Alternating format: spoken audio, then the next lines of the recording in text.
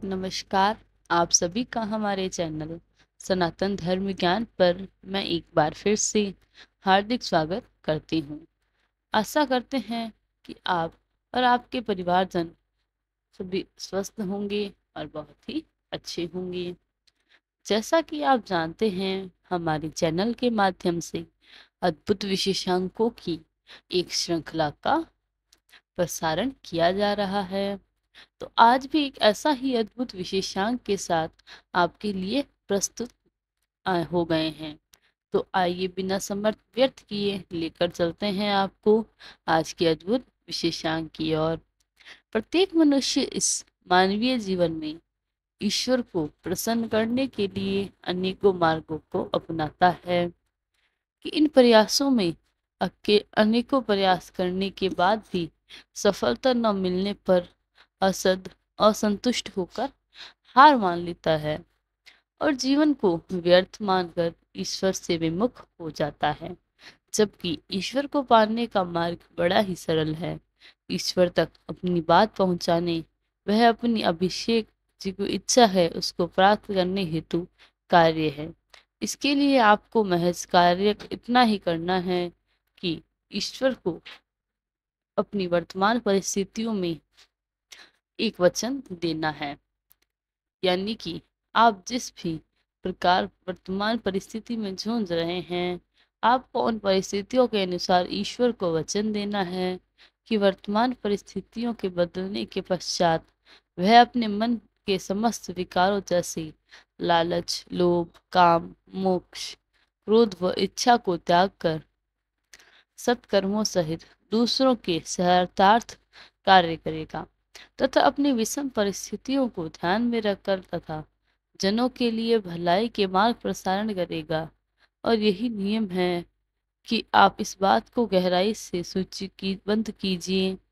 हालात से आज आप गुजर रहे हैं, इन हालातों पर विजय प्राप्त हो जाने के पश्चात ईश्वर जब आप सफल बना देता है तो आपको अपनी परिस्थितियों को मस्तिष्क में रखना है कि आप किन परिस्थितियों से जूझकर आज सफलता के मार्ग पर चल रहे हैं। और तो वही दूसरों के लिए उन्होंने आपको आगे इस चीज के लिए बढ़ावा भी देना है कि आप भी अपने कर्मों से गुजरिए, दूसरों को भी सहचार्य आपको करने के लिए विषय में महाराज जी ने भी अपनी जो अभिव्यक्ति की है। महाराज जी ने भी इसके कई मत दिए हैं। महाराज जी द्वारा आप जानते ही हैं, महाराज जी विशेष शिक्षाओं में सेवा के भक्तों के भाव को बहुत बल दिया जाता है। सेवा में महाराज जी ने परम धर्म कहा है। महाराज जी कहते हैं कि दीन दुखियों की सेवा करना ईश्वर की सेवा करने के समान है। ईश्वर तो मात्र भाव के भूखे हैं। आप जानते हैं, ईश्वर किसी भी मनुष्य से किसी भी प्रकार का कोई लोभ नहीं करते हैं। ईश्वर मात्र अपने भाव के भूखे, अपने भाव ईश्वर को प्राप्त करने के लिए, ईश्वर को पाने के लिए कैसा है, यह बस वही भरपूर है, बस वही भरपूर है। लेकिन उसी स्थान पर कि यदि आप वाकई में किसी भूखे जिनको सेवार्थ भाव से महज एक समय को भोजन उपलब्ध करा देते हैं, तो ईश्वर को वह भोग, जो भोग आप किसी भूखे प्राणी को दे रहे हैं, वह भोग ईश्वर को भोग के समान हो जाता है। महाराज जी ने इस बात पर बल दिया है कि तो इस छोटे से कृत्य से अपने दो मुख्य उपलब्धियां प्राप्त होगी।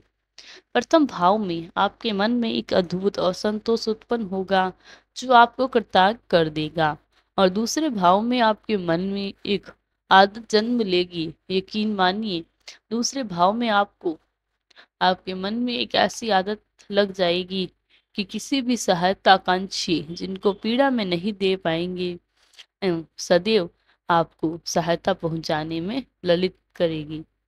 आपका मन बहुत ज्यादा दूसरों के प्रति उस पीड़ा को देखेगा और उस पीड़ा के लिए कार्य करने के लिए, सहायता पहुंचाने के लिए सदैव ललायित रहेगा।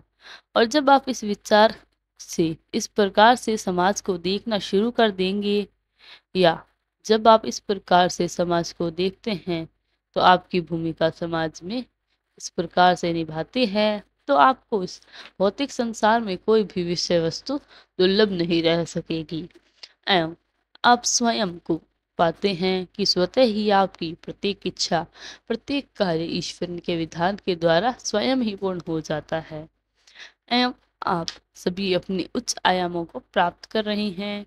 तो यही नियम है, यही वह कार्य है जिससे आप अपने मन वांछित कर्मों को आधा कई समय में पूर्ण करने के लिए ईश्वर से ऐसी आस्था लगाएंगे। तो इस माध्यम से 100% सत्य हो जाएगा। यह सब कुछ आपकी आंखों के सामने से गुजरेगा।